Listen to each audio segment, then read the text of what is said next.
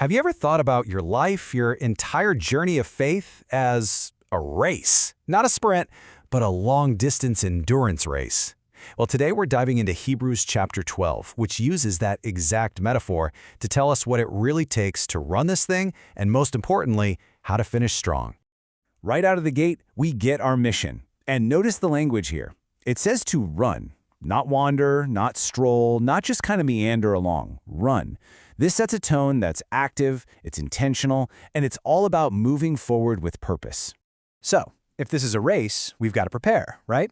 You don't just show up to a marathon without a plan.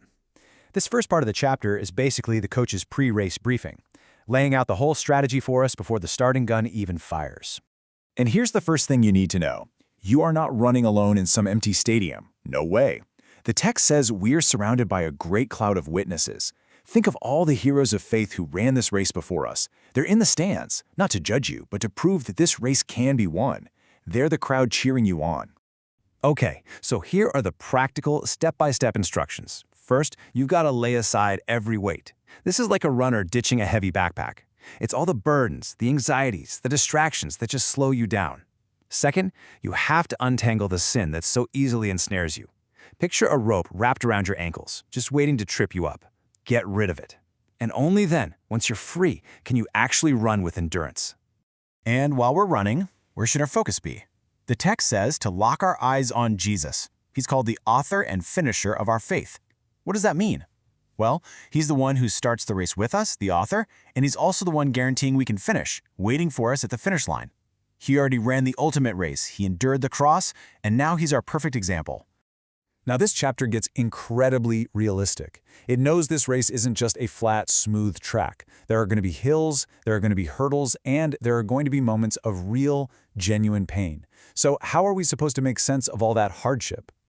This brings us to a huge question, one that people have wrestled with forever. If a loving God set up this race, why is it so tough sometimes? The text just leans right into this, and it reframes the whole idea of hardship. It's not a sign that God has left us, it's something else entirely.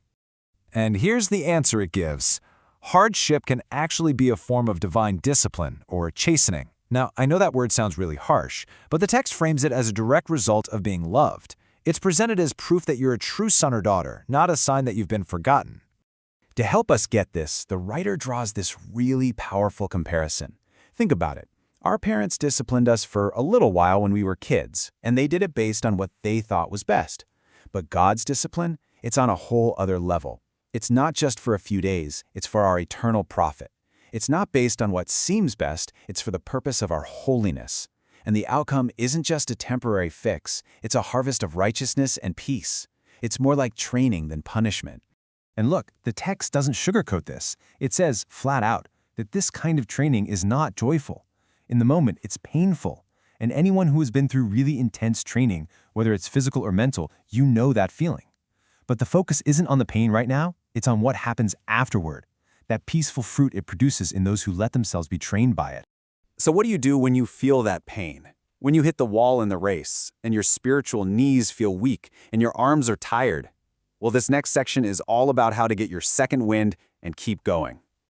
The game plan for staying in the race is both personal and communal.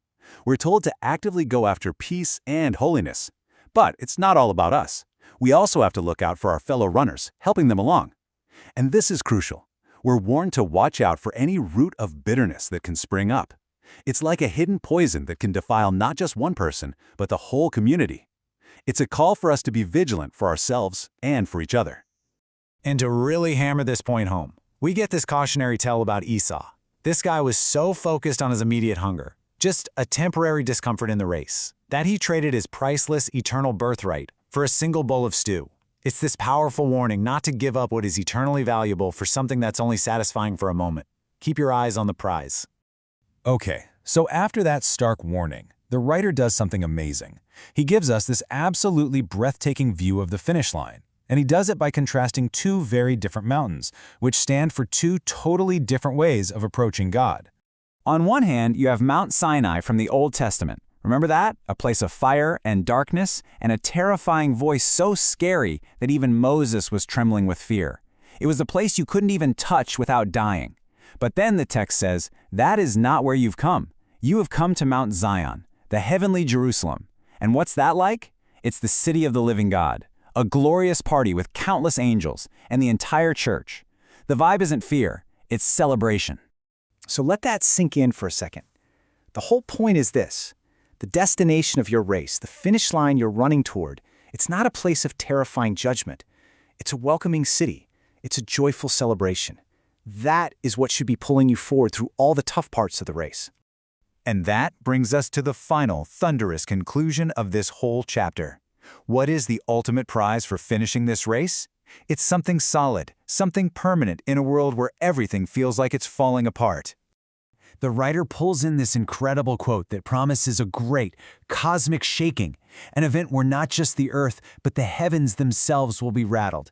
It's a picture of the ultimate test, where everything that's temporary, everything that's man-made, everything unstable will just be shaken until it falls away.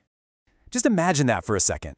Everything you can see, everything you think is permanent, being shaken until it's completely gone. What in the world could possibly be left standing after that? The text builds the suspense, telling us that the whole point of this shaking is to get rid of the temporary stuff, so that the only thing left is what's truly permanent. And this is what remains, the unshakable. The prize for running the race of faith is that we are receiving a kingdom that cannot be shaken.